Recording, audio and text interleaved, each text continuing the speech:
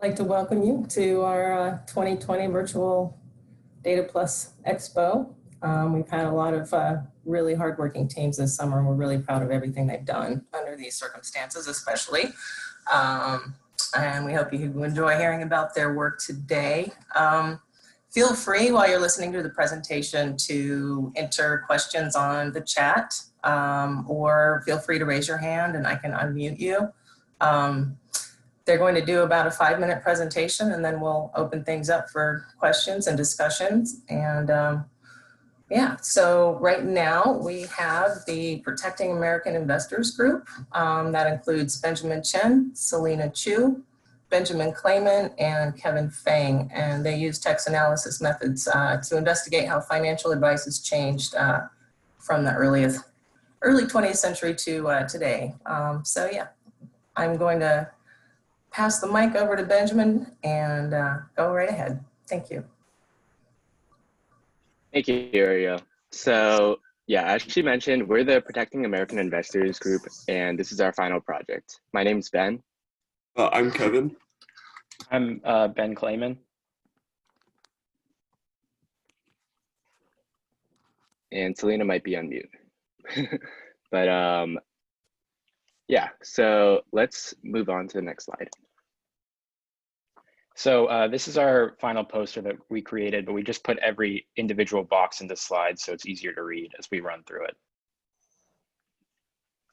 So our goal was to analyze how investment advice has changed in the 20th century and how this advice varies between different types of sources. And to do this, we assembled over 2,000 entries from columns in various newspapers throughout the century. And then we used topic modeling to compare and contrast the terms and concepts discussed in these sources.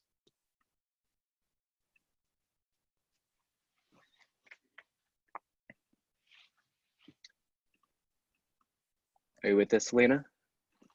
I just reconnected.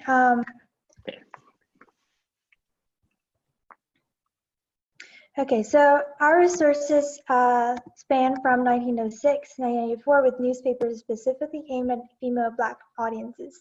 And note that we have some gaps between the years, like we are missing women's magazines between 1910 to 1926, so our sources are limited. Now onto some findings. What we first did was we analyzed the entire corpus and divided it into about 100 topics. And with those topics, we grouped them into kind of main subtopics that you can see on the screen here. And what this graph essentially shows is kind of when certain major topics were introduced into the column's advice. So as you can see, the popularity of mutual fund and life cycle money management advice in the second half of the century kind of corresponds to the post-war rise of a middle class with disposable income to invest. We thought the mutual funds aspect was particularly interesting, so we kind of wanted to map the timeline of mutual funds across different types of sources. So as Selena mentioned, we had Black and female sources, but we also looked at different focuses of sources, such as financial sources, like Barron's magazine, General, like a newspaper, or lifestyle magazines like Cosmopolitan, for example. And we noticed that financial sources began offering advice for more advanced investment techniques like mutual funds before general and lifestyle sources, suggesting perhaps a sort of time lag between new financial innovations and advice for these sources. And finally, we broke down the advice topics based on the type of source. So you can kind of see here from this graph that mutual funds really dominated financial focus sources, while individual stocks and life cycle money management were most common for general and lifestyle sources respectively. So really the lifestyle sources, the main takeaway was that they were targeted toward female audiences focused heavily on life cycle money management. So this kind of aligned with the historical gendered expectation for women to care for the household. So this graph shows popular stock industries from the Chicago Tribune and the Wall Street Journal. Basically, it breaks down a share of the US stock market by sector and how often those sectors were mentioned in the newspapers. So interestingly enough, the transportation sector seems to increase in percentage into the 1940s within the sources, despite its actual decrease in market share during this time period. And this could potentially signal a lag in financial advice in newspapers.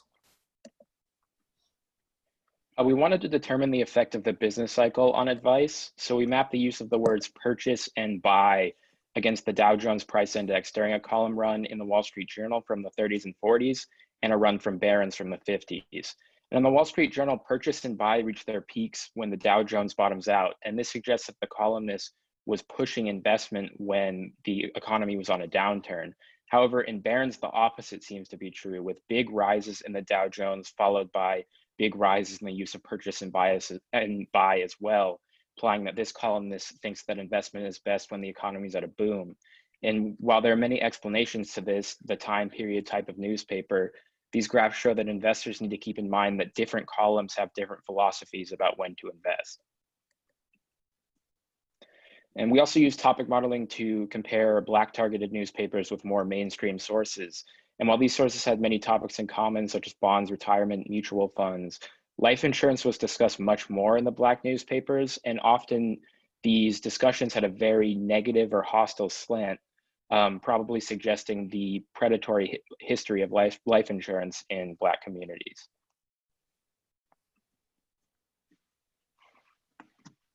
So we also look into women's magazines, and we noticed that women's magazines here to recommend risky and more stable investments like retirement plans, which became popular after 1960. And as you can see in the graph, life insurance, which is a more stable type of retirement plans, is the most popular, while 19% of relevant columns advise against stock investments or emphasize the risk of stocks. And here we included a quote from one of the columns recommended against investing in stocks for retirement. Stocks and bonds should be considered only after you've arranged a basic investment program. Unless you can afford to take risks and unless you will go to the trouble to get facts, you should stay out of the market. So for our conclusions, our sources focused on individual stock investing as a whole, but there is a significant difference in advice between demographic groups. These differences were often based on historical expectations and contexts, such as conservatism for women and distrust towards predatory industries in Black communities. In addition, advice seemed to vary with the business cycle, but the cyclicality of the advice depended on the column. Further research can be done to further investigate the time lag for advice about financial innovations and how advice reacted to government policy. Thank you. That's our presentation. Any questions?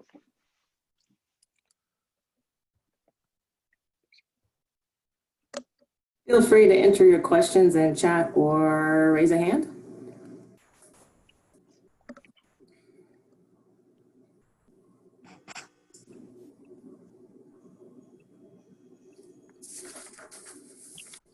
Okay, do we have of the clients from this project in the room?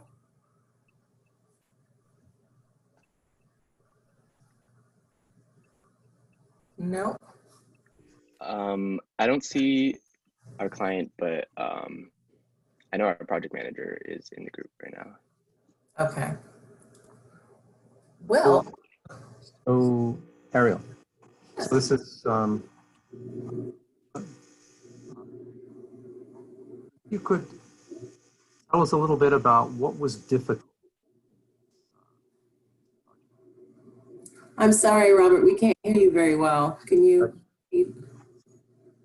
I wonder what was difficult. Could you tell me a little bit about what was difficult in this project in terms of the data for the challenges that you faced there?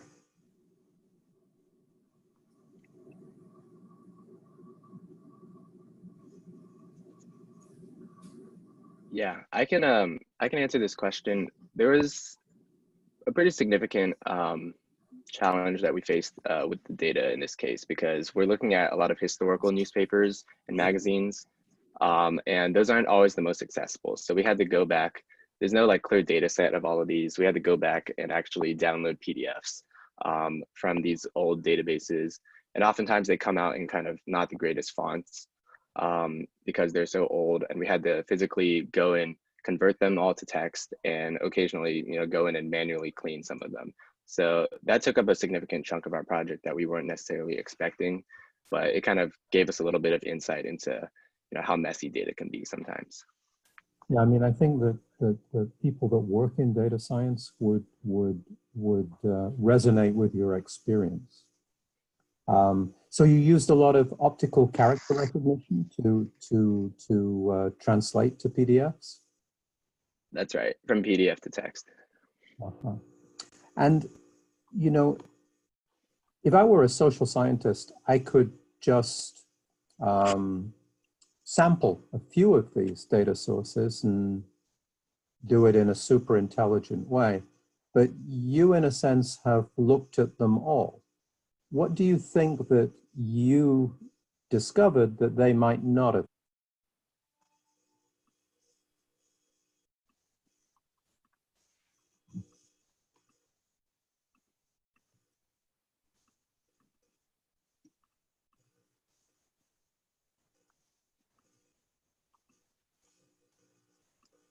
I can help it. I think one thing that has helped us a lot is a lot of this has, because we're tracking how advice evolves throughout the 20th century. And with having these, a good idea of like the whole source, you get a much better sense, I think, of how this changes over time, because we can track certain word usage over time, how certain topics change.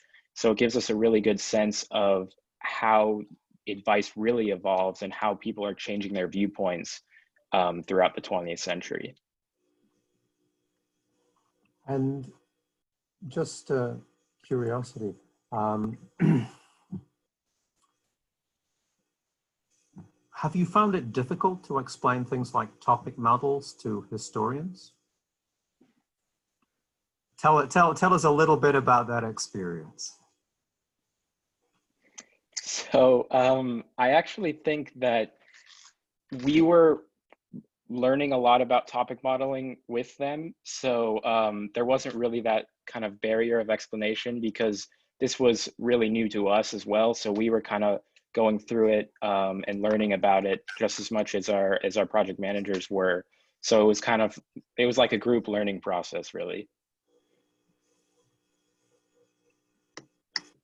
What are you going to do next?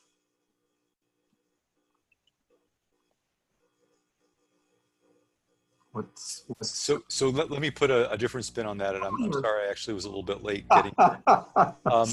I'm glad I wasn't more pointed about the topic modeling question.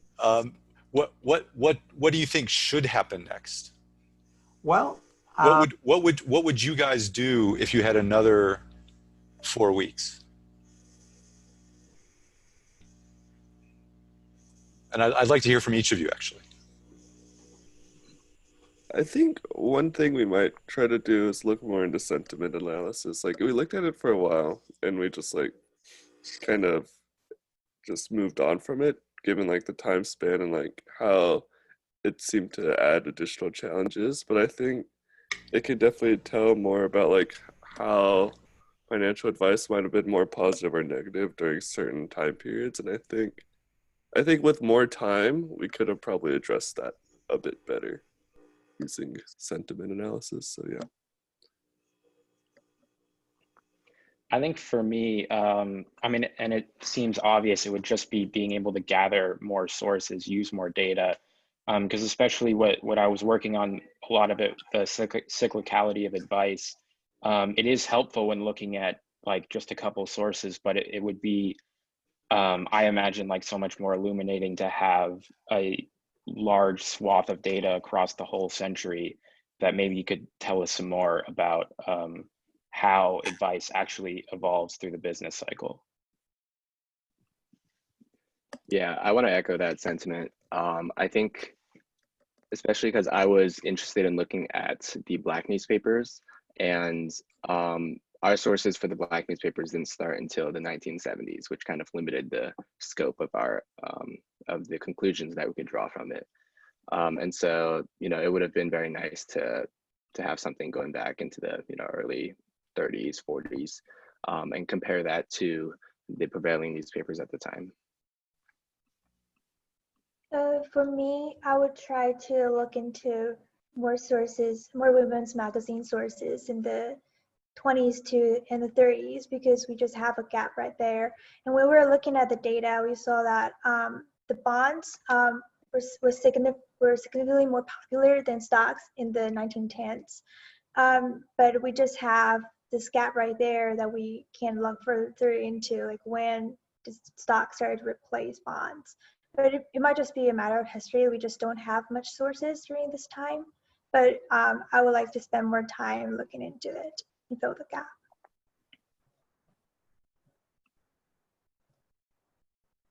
And what about what skills would you want to be developing if you had another 4 weeks? So Kevin, you've already mentioned sentiment analysis, which you all sort of put your toe in the water with, but didn't really get into the sort of more technical details of how to pull it off. Where would each of you want to build in terms of the technical side of data analysis? And then if you like, we could add to that the question of where you see how you see quantitative and qualitative approaches meshing or interacting with each other as a result of this project. What have you learned about that? You can answer either one or both. For me, it was kind of like an intersection of quantitative and qualitative approach when I was looking into the retirement plans. But I was using Voyant to track the frequency of a retirement throughout the years and the ages. I have to look into the specific column. I have to manually read them and to look at what specific retirement plans they were talking about, or if this retirement was really talking about retirement, like retirement plans, or just retirement of bonds and stocks. So that's the qualitative side of it. Yeah, I definitely would want to echo that. I was originally trying to map how sell was used across the same time period as buy and purchase, but then I had to look at the context of how they were using it, and I figured out that it was not the type of sell it was not selling stocks or selling your holdings, but instead what the company itself is selling at, or what it's selling as its product. So qualitative, definitely having to look at the context of what they are actually saying, instead of just looking at the number of how many times a word appears. Yeah, like I have to agree with what they said too. I think when I was looking at speculation within stocks, I guess like just the speculation itself wasn't really enough, because there might be multiple industries mentioned in one article or one column. So I actually had to like go in and look at where the word speculation was used, and like it ended up meaning that I probably couldn't use the data in the way I wanted to at first. Yeah, and I guess in terms of new methods or new data science techniques, I definitely want to, I guess, kind of build upon what we did this time around. Was kind of using like a bag of words model. So we just kind of basically looked at the counts of each type of word for the most part. And I'd like to, maybe dive a little bit deeper with another 4 weeks, and, perhaps do some more advanced techniques and some coding as well. Robert, should we invite some questions from the other people who've joined us? And should we not monopolize the questions? Yeah, I'm actually curious about the team. Had you seen any of these tools before you started the program, or what did you learn for the first time? What did you already know? For me, everything's kind of new. Learn from zero. I would probably say the same for me. I mean, I had learned about some data science techniques before, but never the specific programs or concepts that we were using.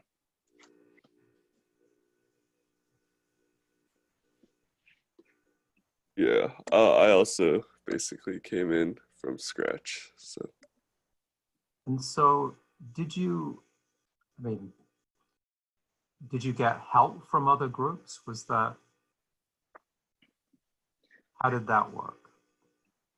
Yeah, we did meet up with some other groups. I think the biggest help came from some outside, I guess, experts or consultants that work for Duke. So one of them, I think, is in the audience right now. Will Shaw was a big help for us.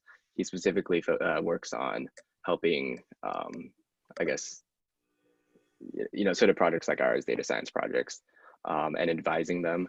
And so he was a big help. We got help from the Center for Data Visualization Services with Eric Monson, helped us on visuals, and Sophie helped us on data management. And so, there was a lot of outside help that, kind of got us to where we were today. And I'm just curious about what majors you are. I'm an econ major. Uh-huh. I'm a computer science and econ. I'm math and computer science. Uh-huh. And I'm sociology. That's quite a mixture.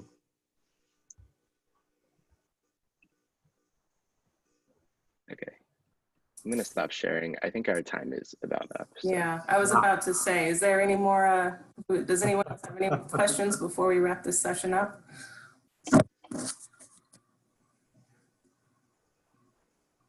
All right. Thanks so much, guys. You did a really great job, and we really appreciate all the work you did this summer. It was fantastic. And thanks everyone for coming. At 11:30, we're going to have Predicting Blindness in Duke's Glaucoma's Population, if you'd like to join for that. Also, please do check out our other rooms today as well. Thanks for coming. Bye-bye. Bye.